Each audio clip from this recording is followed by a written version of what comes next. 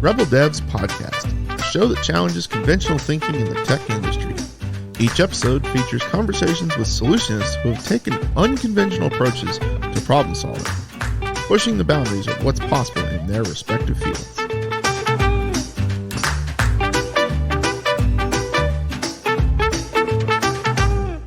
Join the devolution. Hey, everybody, and welcome to the Rebel Devs Podcast. I am Tom May, one of your hosts, and my partner in crime, as always, Jonah May. Jonah May, how's the day treating you? Yeah, I mean, it's a Monday, so about as well as you can ask. We at least got some rain last night and some break from the Texas summer temperatures we're still dealing with up here in Dallas. Well, that's good. I love how we always seem to record on a Monday. We play on a Friday and people are confused. So thanks for keeping the confusion going. I appreciate that. I'm sure the listeners do. And we're welcoming back one of our favorites to the podcast, Karinne Bessette from Veeam. Karinne, how are you doing? I'm doing great. We finally got some rain here in Ohio, and I don't think it's rained in the last 5 weeks. It's been great. Oh, wow. Did you ever think you get a point in your life where you're like, I'm excited for rain? Oh, no, I love the rain. All of my plants, even indoor, have all dried out. It's been terrible trying to keep everything. I love my green, luscious environment up here in Ohio, generally speaking. You're better than me. I live down by the beach, and we're kind of like, please, people, go wash your cars so it will rain. And then I get so mad when it rains. But I think part of the problem is by the coast, when it rains, it goes from nothing to 12 inches of rain, immediate. So it's just terrible. You're just like, nothing monsoon. But I realized when I liked the rain at some point that I might be old. So I'm just putting that out for both of you all. It's a sign of old age to like rain. I don't know. I'm only not a fan of this rain because I've been talking for over a year about finally getting my truck cleaned and detailed, and I finally did that last week. And that would be why. See, karma. It just comes around. No, it's actually been a pretty rainy year up here in Dallas. I mean, normally my outdoor garden struggles, and it's doing pretty well, and the humidifiers in the house haven't been having to run as much, which my allergies are very thankful for. Yeah, it's a transitional year, Nino to Nina, or vice versa, whichever it is. I don't know. I didn't think it was real till I saw so many storms. But hey, we're back. Karinne, you were on a few weeks ago, I think, and we talked about Office 365 version 8, which I think was a huge hit. We thank you for that. A lot of great insight. But, one of my markers out there is you Veeam people get on these talking circuits, and I kind of see Karinne in 12 different areas, kind of having 12 different conversations about great Office 365 things. But I always like to bring the humanity here. So Jonah and I, when we started the podcast, told ourselves that we'd kind of like to give people a little different content. And so we'd like to freeform with you today just about things you enjoy doing, get to know a little bit more about you. And with that, I'm going to totally put you on the spot and make you choose our first topic. So where are we going, Karinne? What are we going to learn about? So I actually really appreciate it when we start getting into things that aren't just technology, because I think that's really what drives us all to be a little bit more together. And even during COVID, I think that got a lot more visibility into everyone's home life. I know whenever I did a stream or a podcast, I can guarantee there would be at least 3 comments about the cat coming through being like, oh, what's its name? And nothing to do with feedback about the session itself, just that they love the cat. Whenever we came back into reality and in person, there was this slight fear in the back of my brain, like, oh, wow, now I have to really entertain people because I don't have a cat to help carry us through. But one of my favorite things to do in my free time and what I spend a lot of time doing is actually climbing. I enjoy it. I find it a good exercise.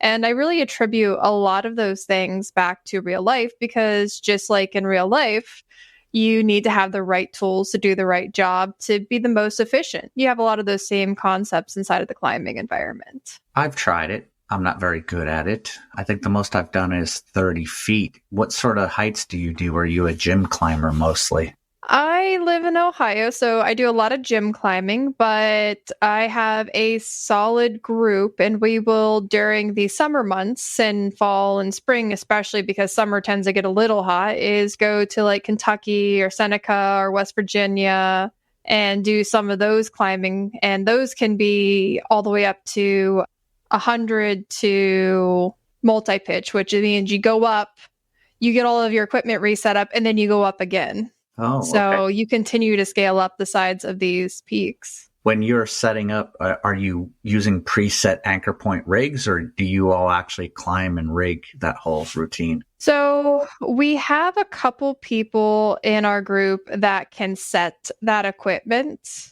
but I personally am not great. It gives me a little bit of heart anxiety to not have something drilled at least 6 to 8 inches inside of a rock and set with some compound.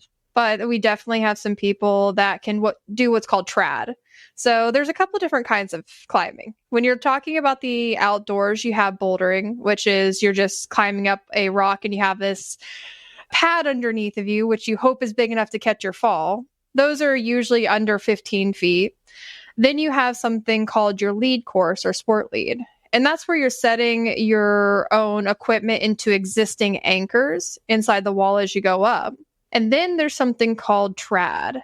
Trad is where you bring these devices that you jam into wall cracks, and then you clip yourself into those devices that you hope you've jammed into those wall cracks hard enough in case you fall, you're not going to pull those out and make that entire climb back down in the accelerated form. You are freaking me out already. It's Again, I'm not a fan of heights. I've done it. I think I've rappelled more than climbed. And whenever I've climbed, most of the time it's been really with a rappelling rig above. So you're just kind of doing reverse of what you did. So if you really mess up, it's no big deal. You're belayed, you're good to go, and no biggie. You're not even anchored in there. Jonah, you've done some climbing. What's your experience in the climbing world? I mean, I used to climb a lot more than I do, in part because, for whatever reason, in the last few years, I'm an adrenaline junkie who has suddenly developed an irrational fear of heights. So get me up on a wall, there's about a 20% chance that I'm fighting back some sort of panic or anxiety. Though, I don't know, I've been doing better lately. Might be because I've been doing a lot of work on the house, mainly up on ladders, up on the roof. So being up at those heights without harnesses or anything has maybe acclimated me to it a little bit again. So I want to double down on that whole fear aspect. We have a very solid group and we have a strong opinion about fear. If you stop fearing your climb or you stop having any kind of fear around it, that means you're not being safe. You want to consistently have that little pit of fear in your stomach to make sure when it doesn't feel right, you know to step back, recalibrate, and then either attempt it or maybe it's just not that day. And we like a good, healthy fear factor in there. I have a very good, healthy dose of fear. Yes. My fear factor is just a little higher than I'd like it. Like, completely outside of my control, my brain will just decide, it's not cool that I'm up here, and my arms and legs will start shaking and locking up on me and not let me move. Even though I want to move and I know I'm safe to a relative extent in somewhere like a climbing gym. Well, I think some of that transition is just as you mature, especially as a guy. Like when I was younger, it was all go, adrenaline, sports, 3-season athlete. And I do all these crazy things because I was just in shape. And I remember my father would go to look at things with me. I'd be like, come on, let's do this. And we were big skiers. So, the type of skiing that you got to jump down into it because the pitch is so far. And sometimes he'd be like, I'm not doing it. And I'd be like, come on, why not? And he would say to me things like, there's a reason why young people fly fighter jets because they don't fear death. And you don't see a lot of old people that are just out there pushing Mach whatever, going crazy because you kind of realize this could be a bad thing for me if it goes. And so sometimes I've attributed it. But I think if I tried climbing when I was younger, I probably would have been all over it. I would have felt more secure, definitely would have been in more shape, and it would have been a good time. But I will admit, Karinne, that in looking at rappelling, that feels like a very lazy sport when you remove the fear factor to it. And the climb is so hard, like having to grab, pull, twist, and just push your weight up. So it must really help with strength training with you, I would guess. I definitely use this as my workout factor. I call it cardio strength training. So yes, if you're doing those small little one-offs where the wall is maybe 30 feet tall, you don't really feel it right away. You're like, oh, I can do 10 of these. And then the guy that's their first time can't put their shirt on the next day because their arms hurt so much.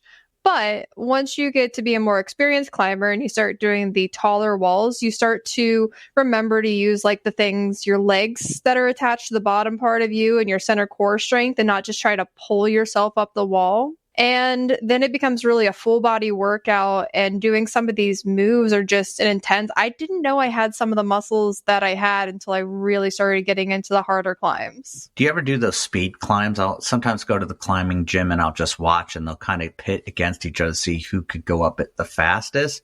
Or is it more, or I should say maybe not doing that, but do you enjoy that style, or is it more of the difficulty and the overcome? Like I see some of those inversions and arches and things. Like, what's your favorite area to climb into? So I have never been a speed climber, and there's actually a couple theories around speed climbing. If you did speed climbing when you were young, like say you're 11, 12, you've been going to the climbing all of your life, they have a speed climb training that you can get used to.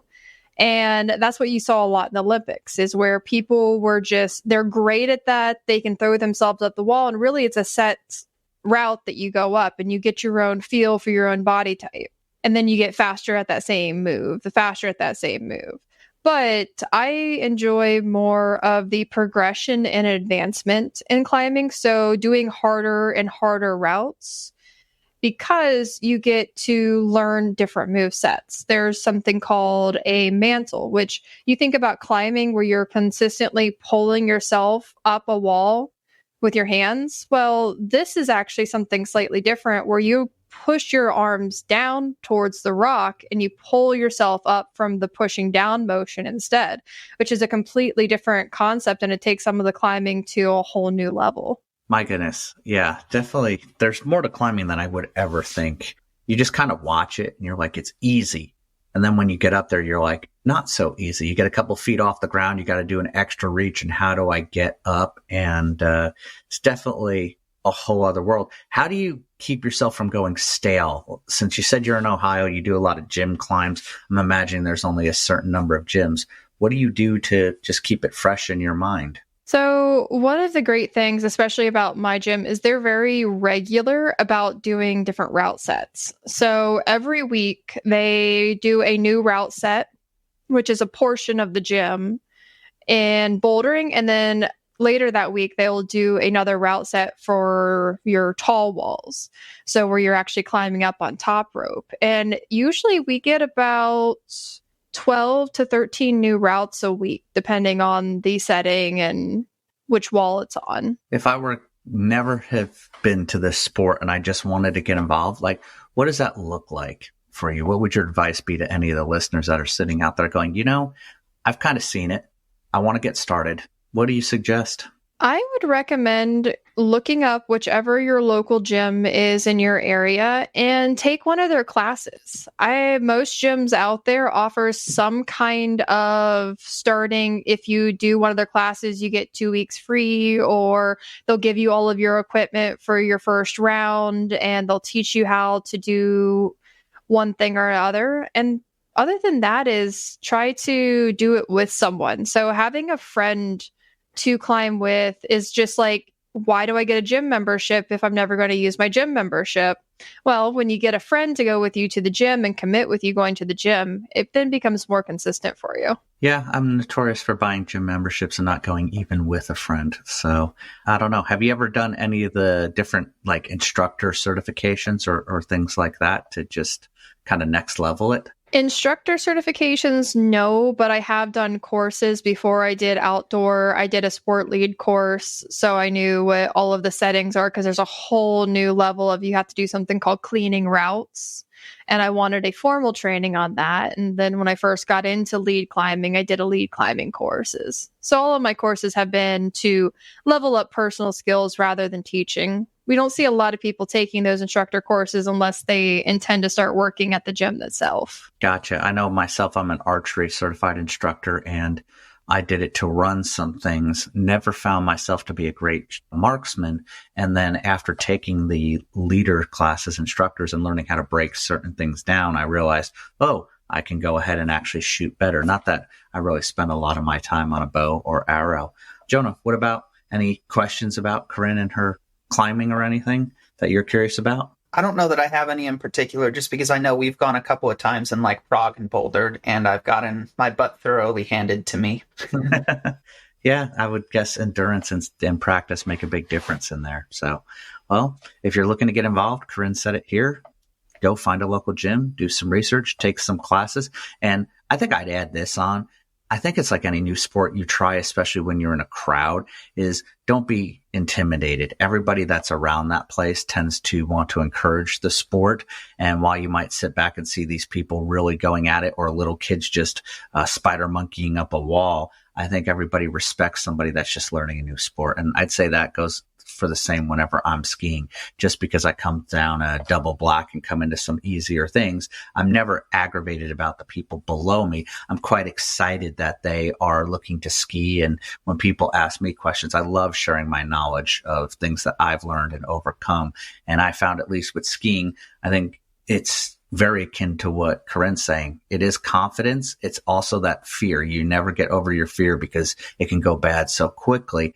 But as you build your confidence and you're more relaxed, you do enjoy the sport better and you get much better at that. So definitely get out there and give it a try. If you've never done it, it's amazing. And if you've ever just been in a gym, I'd equally say sometimes it's great to get on real rocks as well. Or if you've always been a real rock, go into a gym. They're just different experiences. So that's pretty cool. All right, freeform guys, rock climbing, check it off the list.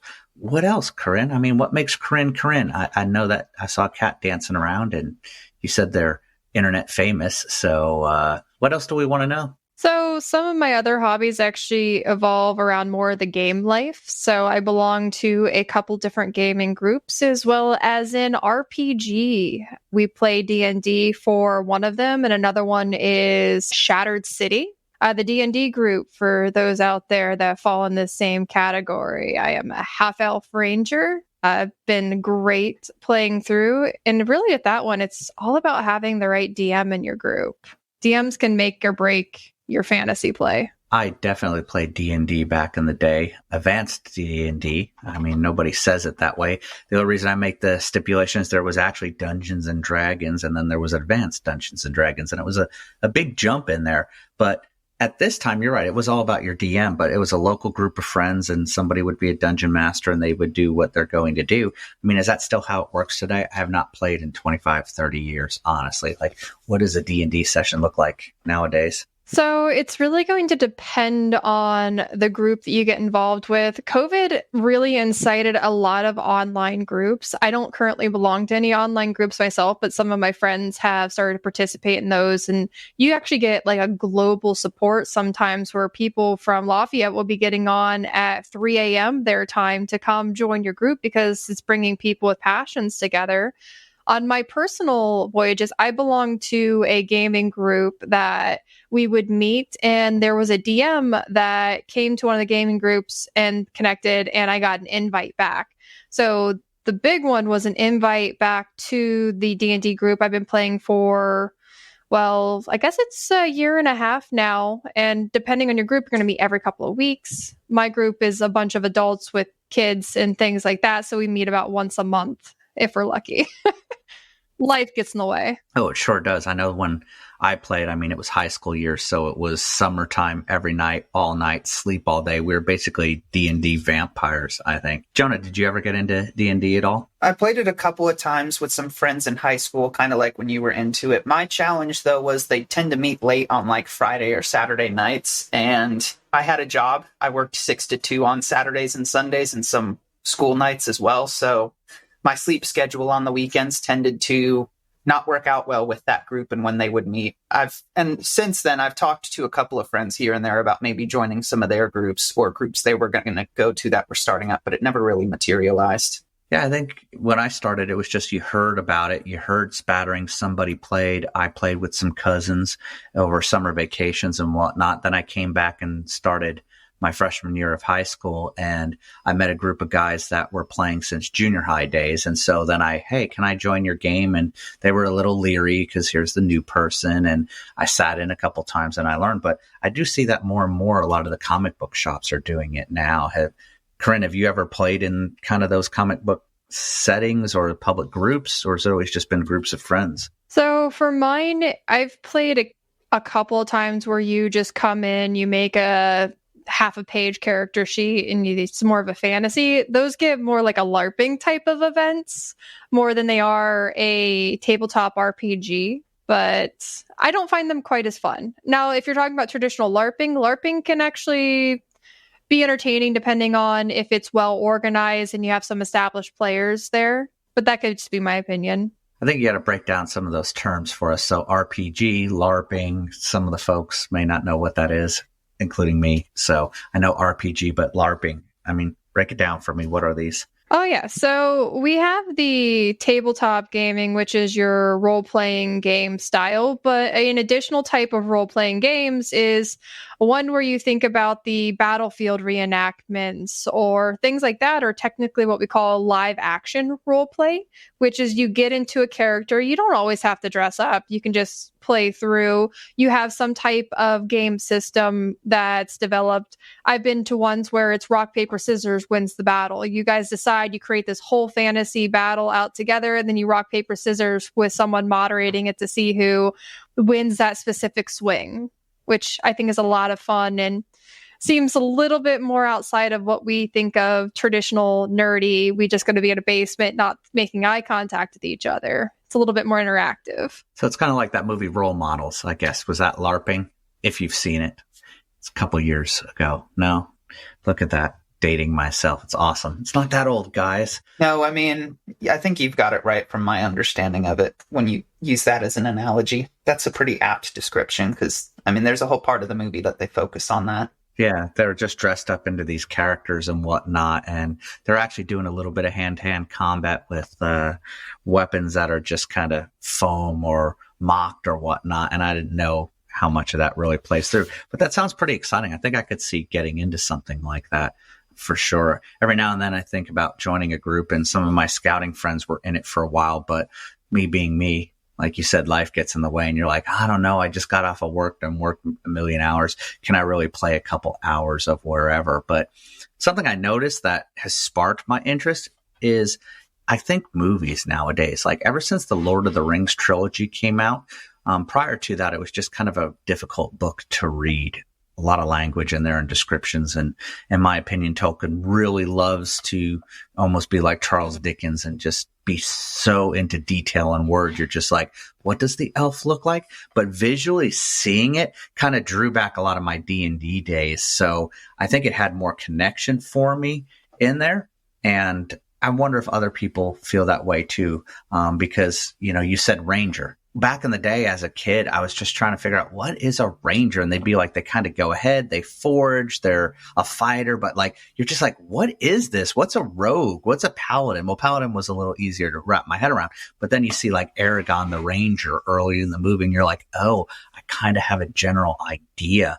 Is there any fantasy that you've read or whatnot, Karinne, that kind of helps people wrap their head around the characters or would be a good lead into it? Well, they did come out with the Dungeons and Dragon movie here recently, which does put a lot of faces and names to like the different casting. So in fantasy, you can say there's this mystical wind of spiraling leaves floating through with this tune. And well, they come back through, and a lot of the things in the D&D movie showed what that would look like from someone's perspective. But I think a bigger thing is getting to imagine that yourselves, and why everyone says, oh, the book's always better than the movie, is because they pictured it something differently. And we have that creative liberty to picture those things differently and experience those things all in our own unique perspectives. Well, I agree with you on that movie. When I saw the title, I thought this is going to be the dumbest thing ever. I was like, is this going to be a commercial?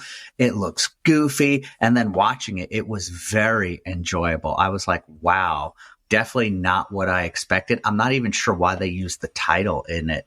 Any idea on that? Was that like a marketing ploy that they came up with to push the game or to see the movie? Any idea? Well, there has been some monetization around the game in the more recent years in the way that a lot of the campaigns are run in the different editions, but it really was and seemed like if you've played through a couple of campaigns yourself, you were going through someone's campaign. It felt like you were experiencing all of the ups and downs of a whole group that got together and then they decided they were going to write a movie about it, is what it felt like, which really is, you could have called it just generic like RPG, but it's got a lot of the Dungeons and Dragons elementals and characters in it, which probably crossed some copyrights, I'm guessing. Yeah. No, that makes sense. And Jonah, have you seen that movie? No, it keeps popping up on streaming. I keep meaning to watch it and I keep forgetting. I've been watching a lot less TV lately, doing other things because, you only have a limited amount of time. And equally so, I just have such a massive backlog of movies and TV shows that people keep wanting me to watch to get through. Like, Maurice was just giving me some grief this weekend because there's been some show of his he's been trying to get me to watch for like 3 years now that I keep telling him, oh, I'll watch it eventually.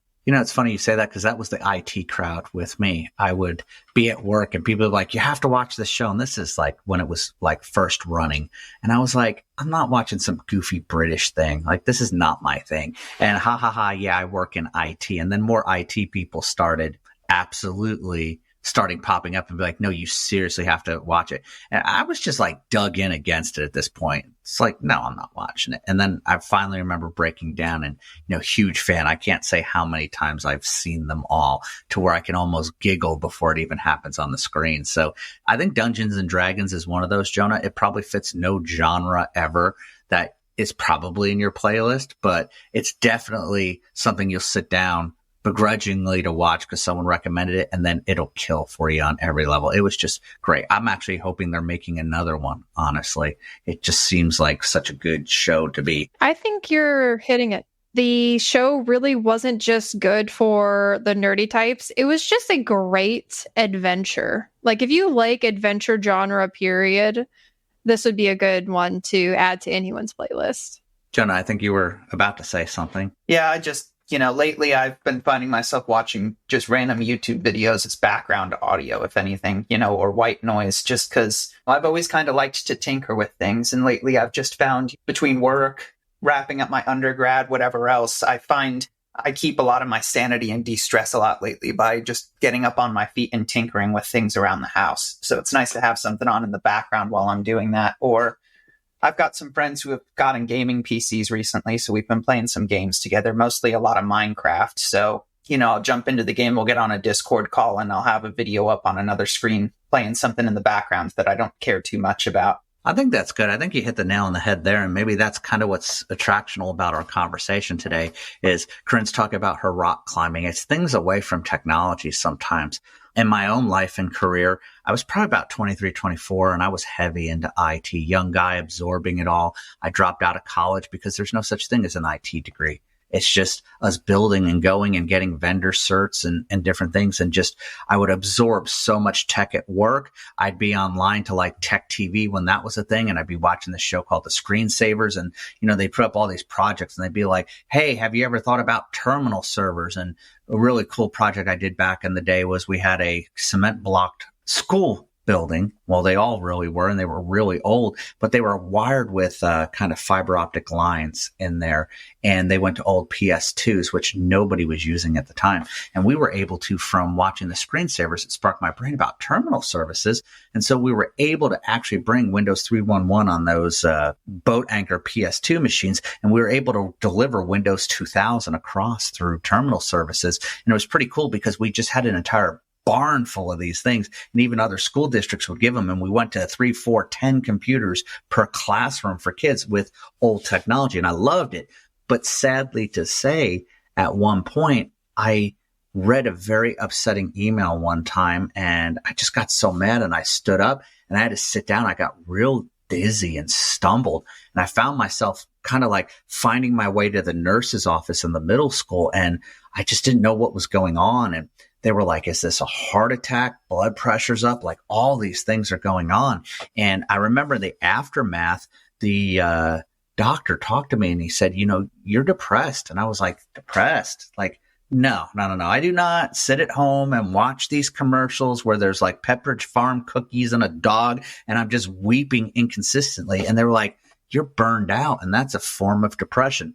And coming out of that, the one thing that the doctors told me was really having something that you could work on with your hands or focus in. And they told me building things. And so I built a passion of like home remodel and whatnot from it. So when you talk about, doing other things and tinkering around the house, yeah, I can see that, Karinne. I can see getting out there. I think it's good to purge our brains a little bit for health. I mean, would you all agree kind of with that? Something besides technology as a hobby? Oh, 100%. I'm an engineer. I do technology, but in all in facets, I like building something, creating something, and we can create digital assets all day long, but I have an entire room in my house dedicated to a workshop that I'm slowly filling out with tools and getting hands-on wood projects, because that helps with what you were talking about, burnout. I have things to do, 3D printing. I make t-shirts. I do things that are both creative, but also step me away from this mouse and keyboard, other than to maybe design something, then go back and tinker with it. It's invaluable to anyone starting out in IT. They're talking about what type of certification do I get? I just graduated. I got to do these things. I'm like, get a hobby, because if all you do is talk about technology, you're never going to be in a right conversation with someone, because no one's going to want to talk to you about anything, because you're not interesting. You're just going to talk about work. No, that's true. Like the weirdest hobby I now have is we bought a bunch of land and had to get a tractor. And I've been into these diesel tractors for a while, and it's been researching online how to build it, how to recon it, how to bring it up. And it's like the bane of my existence. I go out to mow and I can't mow because something's going on with the tractor, fix the tractor. But at the end of the day, it's so satisfying of, look, I brought up this tractor, and it feels so good to where sometimes I'm like, man, I wish I didn't do tech. And even in my own career, there was probably a good decade I stepped away from tech. I was just like, I'm done with this. I'm going to go build things. And I went into construction trades for the longest time, and it felt so good because I was doing my hobby. But then I think it's like most anything we do. After a while, it wasn't a hobby and it was work, and I needed something else. So in my own balance, like you said, it's having these other areas that are not my mainstay. Jonah, you're tinkering around on the house and whatnot. What sort of fun tinkering do you do around the house? It's a mix of fun and it's a mix of utility, which works out, because even kind of that, I have to break it down from the de-stressing side, where there's always something that needs to be done on the house or could be done. But if I'm constantly working on that, then it begins to feel almost like a second job, and it starts to stress me out. So, and real quick, I will say, it is kind of funny now in 2024 hearing that line about have a hobby, don't always talk about work, because I think I heard something along those lines my first year in Prague out at a bar one night. Yeah, it could be. It's good advice. And, when we talk to people in the field, I think that's what's good too. Like last time we had Jason on and we talked about education and we talked about mentors, and I can remember just people that spoke things into my life. So, I mean, maybe we add that into that too. Is like, Karinne, you were saying that this type of podcast is something that you enjoy because it brings about our humanity and whatnot. So I think even at work, having a little bit of the connection is good, and having, I think, a regular social life. But would you agree, like a work social life, like your work family, Karinne, do you find that to be a thing? Because you travel a bit, right? With some of the same people and stuff. Have you built that into your career as well? So yes, I travel quite a bit, but something interesting is I travel within what I call circuits. And these circuits I work a lot with the Microsoft 365 environments and the community, but the speakers at all of these events tend to be similar, and they're not even from my company home. I have friends that are from companies all over the world now that they just happen to meet each other up to 10 times a year at these different conferences, that I always have someone to go out to eat with. I always have someone I know. And if you get involved with communities like that, you have not just friend connections and people to bounce ideas off of, but also if you ever need a job or things like that, how you're going to advance your career and any kind of advice in those factors, having those work relationships outside of the company that you work for is just as crucial. Oh yeah, no, I think it's right. We almost should have changed the title of the podcast to maybe Rebel Devs with Karinne, and the topic would be mental health, because I think this is good for everybody. You're right. COVID changed the world. A lot of things went work from home, and I don't ever want to go back to an office. I could care less about going in 1 day a week or 5 days a week. I do miss the social times with my coworkers, and we spend time getting together in teams and one-on-ones and just having social calls. But I do miss the camaraderie of maybe around a lunch table with some food.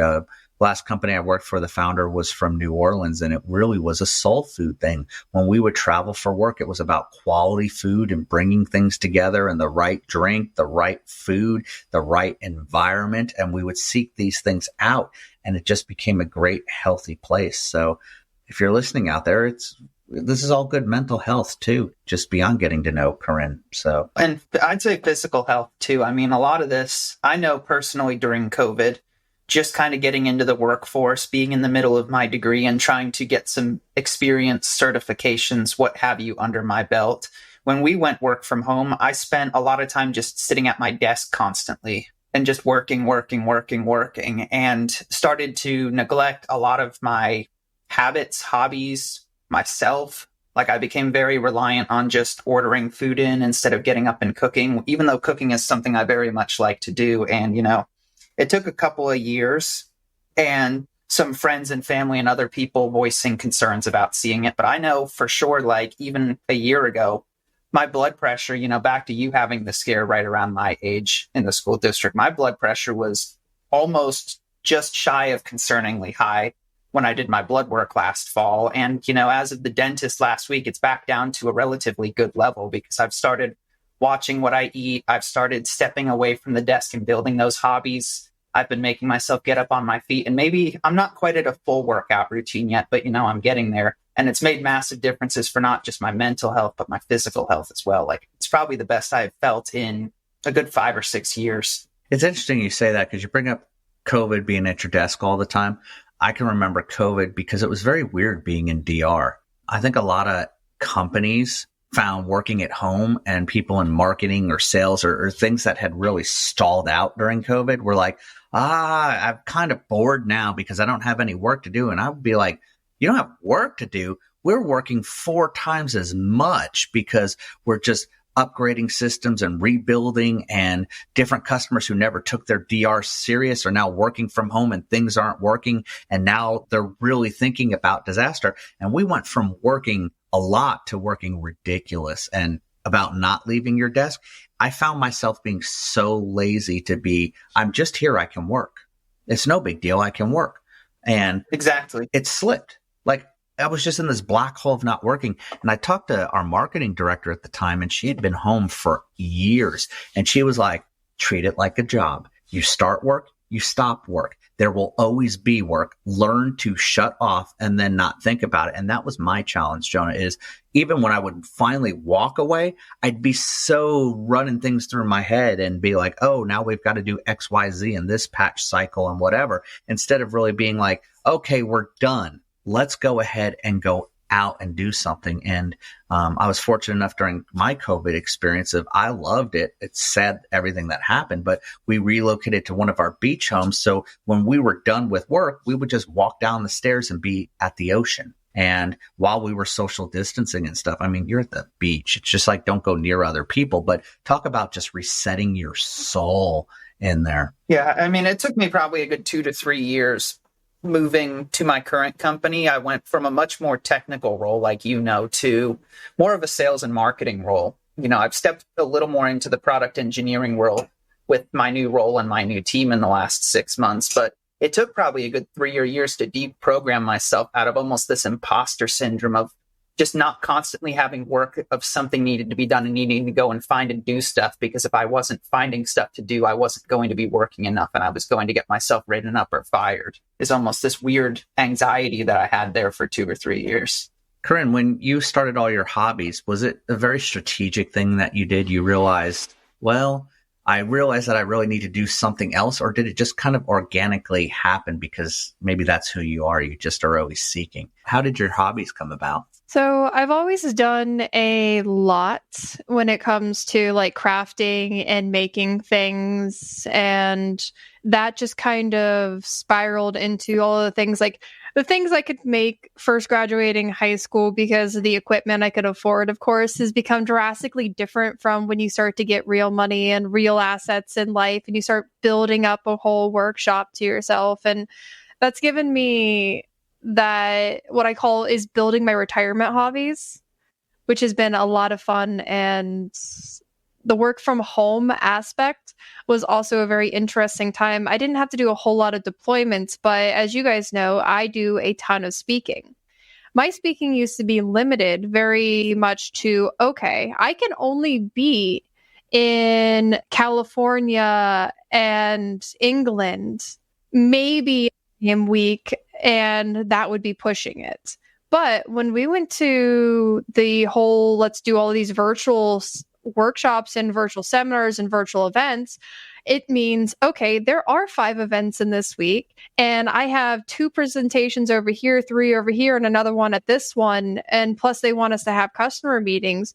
We probably got 5 to 10x times the work in the weeks that we would have had previously. And it was, okay, you can be on for Japan's local time zone, right? And you can be on for California's local time zone. And we have one over user group in Hawaii.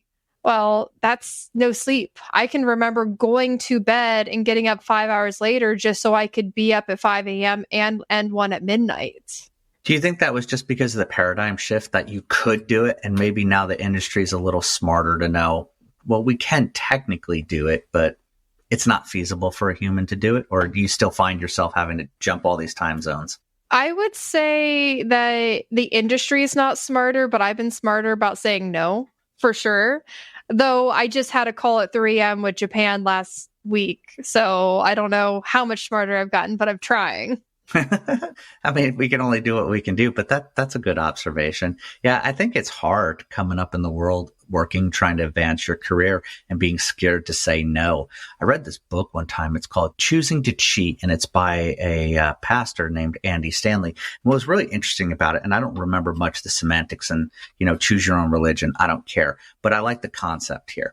And what it would say is basically in our lives, we have to choose a personal life. Typically, we have to choose a work life, and they're just opposite, and they're at odds with each other the whole time. And every moment I spend away and say no in my career and say yes to my family, it hurts my career. So then I have to say no to my family and to advance my career, and that hurts my family. And we're just constantly battling through. And it was kind of like an awakening or matrix moment for me, where I was like, you know what? Boundaries are good. It's not going to be the end of the world if I say no. And maybe if I do say no and that comes at a cost, maybe that wasn't the right opportunity for me. And so it's a good book. Yeah, Karinne. So I actually like the burner analogy. And I don't know if you've heard this before, but if you've ever had a gas stove and you have 4 burners on that stove, you cannot have all 4 burners going full blast. Otherwise, you'll be tailoring them back and something's going to go wrong. And the analogy is you have family, friends, your health, and work. And you can't be boiling all 4 pots at the same time because nothing's going to get ready, and you're going to either have your health go downhill so that your friends and family can get all of your time along with work. And you got to balance that somehow and figure, okay, maybe this one can take a little longer. Maybe I can invest a little bit more time over here. And learning to prioritize which thing needs to come off the stove first is one that I have given out to many people, even in like mentor situations, like letting someone know, okay, how do I choose? Young people want to do everything. And I still want to do everything, but I know I can't. I think that's the difference between being young and feeling old, is I know I can't do this. Did you ever read those little analogies? And this might not fall into either of your generations, but when I was a kid, we very much had newspapers, and we'd read like Dear Abby or Ann Landers. And there was this really cool kind of conversation, and it was a child to an adult at different points in their life. Like, I think it was like a kid, a boy to his father, or daughter to the mother, sort of thing. And it was like at 8 years old, I looked at my parent and they could do anything in the world. And then at 12, well, they're a little annoying, but I kind of like them. And then the teenagers, I can't stand these people. And then it kind of gets into their 20s and they're like, well, I don't know, I'm going to do it this way, but what does mom or dad think? And then as it progresses, before they're doing things, they're reverting back to the whole, well, what would mom or dad do before I make a decision? And then on the tail end, it's like mom or dad isn't there and you're crying as you read this. And it's like, I wish I knew what they would do. And I know I myself have found that with age in there. So I see the shift from looking at through the eyes of a child growing up. It's interesting the way you describe it is really like an adult sharing the wisdom down. And I like that. And I wonder if people really do value mentoring anymore beyond just what do I do in my career? How do I become Karinne Bessette, master of M365 at Veeam and speaking all over? I want that for my career. Do they really hear when Karinne says things like, hey, limits and burner analogies, and they're a thing. So I appreciate you sharing that. I really do value mental health. And I think we take it for granted so much in our own personal lives. We just don't pay attention to it. Wow, look at that. Well, I think this has been a fun episode. We're going to kind of come to closing thoughts here, and then I'll play ourselves out. I always like to say the word Veeam several times in here so we all get our little credit and hashtags and whatnot. And as I like to say, it pays the bills. Before final thoughts, Jonah May, CyberFortress, do your little commercial here so your bills get paid, sir. Yeah. Come to us if you need to send your backups offsite, have a secondary or tertiary recovery source, or if you're backing up, want something backed up like Salesforce or M365, because we've been doing it for a number of years, in large part thanks to Veeam, and we've gotten very good at what we do because of it. There you go. Karinne, your thoughts? Veeam related? I don't know. How do you pay the bills around there? Do you talk about Office? I don't know. So on a Veeam front, Veeam is actually very community focused. I would really just want to give a plug to our community forums. If you've not been to community.veeam.com, we talked a lot about mental health, and that's something that Veeam has a huge push for, and building a community is one of those pushes. We have everything from a women in technology group that we'd love more people to click on into and build up. We have a cloud community if you're wanting to get into automations or things like that. Then once you're familiar with there, maybe start to look at the technology behind the scenes. We have some great products. I wouldn't still be with this company after 8 years if I didn't also believe in the product that we're selling for backups. I appreciate the Women in Tech group. My wife works for Toyota Connected, which is kind of the research and development arm of Toyota, bringing products to market and whatnot. And she's been in IT in various roles over the years, but not, I would say, maybe an administrator role, but not an engineer role. And when we were at Veeam, because she does work with different dev also, we saw the Women in Tech say about VMCE. And, she'd been kicking around the idea about what could she bring back to the research and development arm that would say disaster recovery, preparedness, like kind of sitting around the dinner table with Tom and Jonah sometimes. And this is what you're hearing. How do you take that back? And so she responded to the Women in Tech. And interestingly, 1 year later at Veeam in Miami, she passed her VMCE, which was pretty cool, and being able to take that back. So I'm really grateful. And that's kind of one of the accolades she takes, I can say, from the community side and Veeam believing in women, is she has a lot of letters after her name from methodologies and instructors and those sorts of things, Scrum Master, ITIL things, DevOps. I mean, there's so many. And she's a master instructor in a lot of these, but never having really done it, it was a big leap of faith. And for her, it was a successful win. And even Toyota celebrated it, which was nice. So I do appreciate the Women in Tech. And if our listeners are not a part of it, get in there and do it already. My kind of pay the bills, different dev. If you need professional services, give us a shout. We do a lot of audits, but more than anything else, believe it or not, people just call us for help, and we don't charge for everything, because I have learned community, not just in the Veeam areas, but sometimes when you help someone with the little things, they'll remember you and come back for the big things. So if you're out there struggling with anything, Veeam, if I don't have the answer, we'll get the answer for you. If we can bill you for it, you're awesome. If not, we just want to get to know you and help the community be successful. So that's great. Here's our closing thoughts from the world. I will start with our guest. And Karinne, thank you for being with us today. Any closing thoughts on anything we've talked about or something new?